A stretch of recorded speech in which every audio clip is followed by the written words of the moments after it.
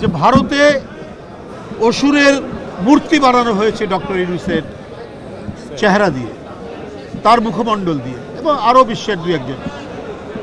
তো এগুলো তো অত্যন্ত নিম্ন রুচির পরিচয়। এটা তো একেবারেই একটা অপসংস্কৃতির পরিচয়। বন্ধুরা আমার, গত কয়েকদিন আগে, 2-3 দিন আগে দুর্গাপূজা সম্পন্ন হলো। কি না ষড়যন্ত্র হয়েছে, কত না ষড়যন্ত্র হয়েছে আমরা দেখেছি। আমরা নিজেরা নিজেদের মধ্যে আলোচনা সমালোচনা করি, কিন্তু ডক্টর মোহাম্মদ ইউনূস বাংলাদেশের আন্দোলন পরবর্তী তিনি প্রধান উপদেষ্টা, প্রত্যেকেই তাকে সমর্থন করেছে, বিএনপি সহ।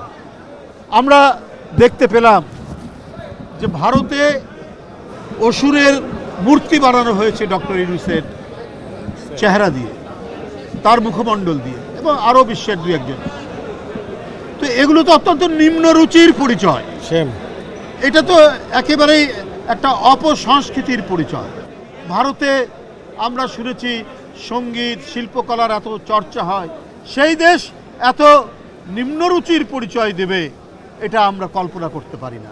আজকে বাংলাদেশে সাম্প্রদায়িক সংঘাত তৈরি করার জন্য নানাবিধ প্রক্রিয়া চলেছে।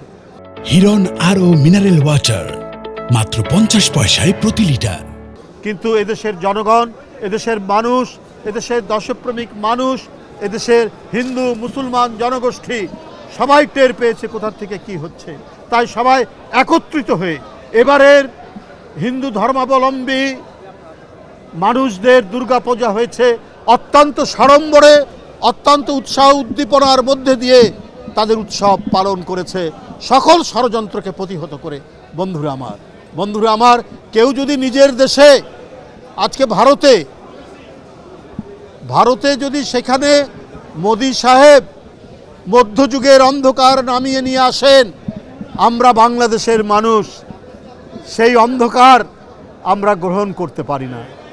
এদেশের মানুষ, কি হিন্দু কি মুসলমান, কি আলেম কি ওলামা, কি মসজিদের মুয়াজ্জিন, মসজিদের ইমাম, মাদ্রাসার ছাত্র, প্রত্যেকেই আপনার পূজা মণ্ডপ পাহারা দিয়েছে।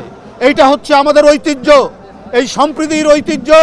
আমাদের দীর্ঘদিনের আমাদের নেতা দেশনায়ক তারেক রহমান, তিনি সুস্পষ্টভাবে বলেছেন, আমরা দীর্ঘদিন সম্প্রীতির বন্ধনে আবদ্ধ, তাই আমাদের মধ্যে কেউ কোনো বিভাজন তৈরি করতে পারবে না।